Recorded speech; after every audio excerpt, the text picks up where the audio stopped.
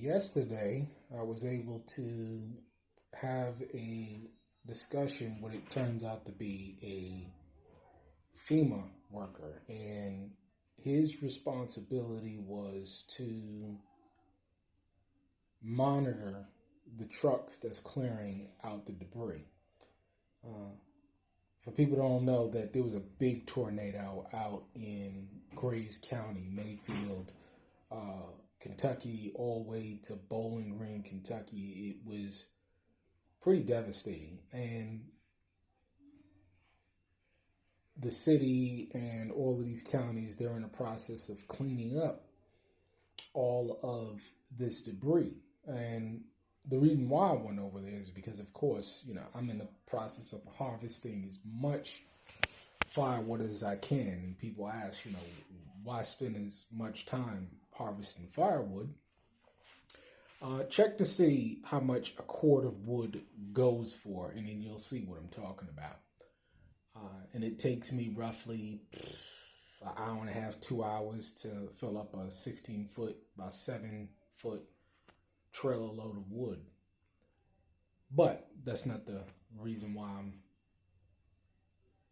talking about this. The reason why I'm talking about this is because the FEMA worker that was telling me all of the processes of how they go into communities, clean up. And one of the most interesting aspects that he spoke about was the fact that they will hire felons and that they do hire convicted felons to work for FEMA. Now, this was kind of shocking, knowing that, you can have a FEMA worker coming in that could be a convicted felon and handling personal information. Now, I have no problem with someone getting a job. I think that it's a good idea for people to allow people that are convicted felons to work. But it's interesting to see more and more companies that are going towards this route.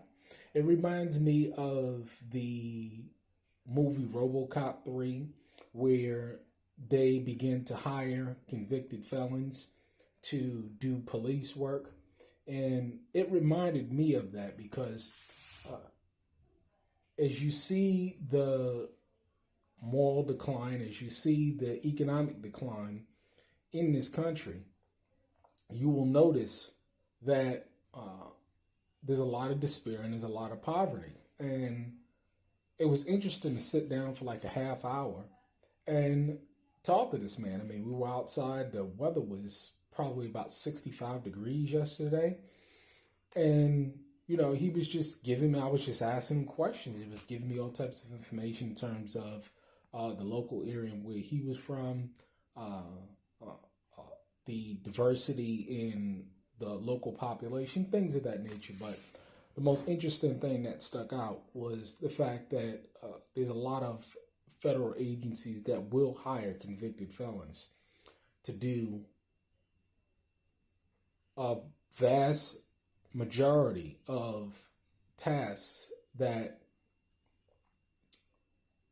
previously they would not hire convicted felons to do. There's a lot of companies now that are hiring convicted felons. Pilgrims will hire convicted felons. That's a meat processing facility. There's a lot of other companies. I believe the candle factory in Mayfield, Kentucky that got destroyed, they would hire convicted felons.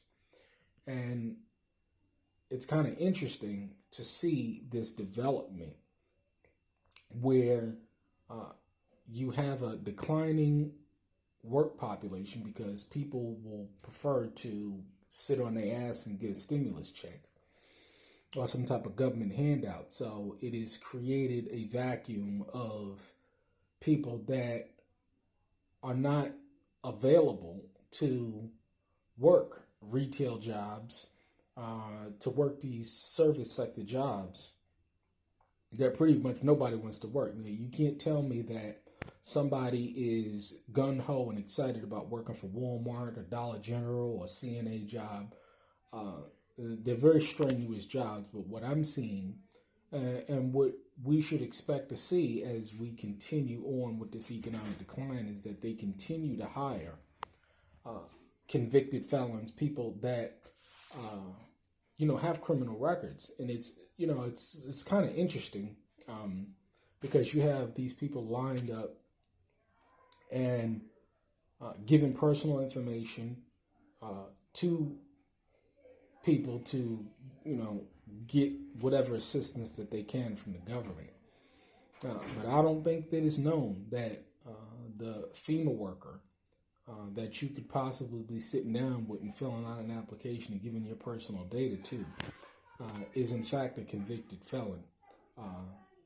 As a matter of fact, it's interesting to see in this day and age where you can call up customer service.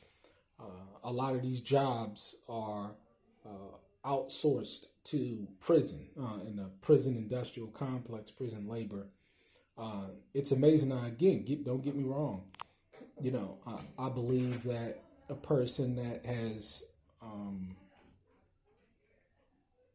lived a certain life and has truly converted or wants another shot at life, they should have the opportunity. I don't think anybody's past should be held against them, provided that they have had a true heart change. I don't believe that. I know people that, done bad things in the past, but now they're on the straight and narrow path. But unfortunately, you have a lot of people, when it comes to the recidivism rate, continuing to do things that they should not be doing, and are in these positions that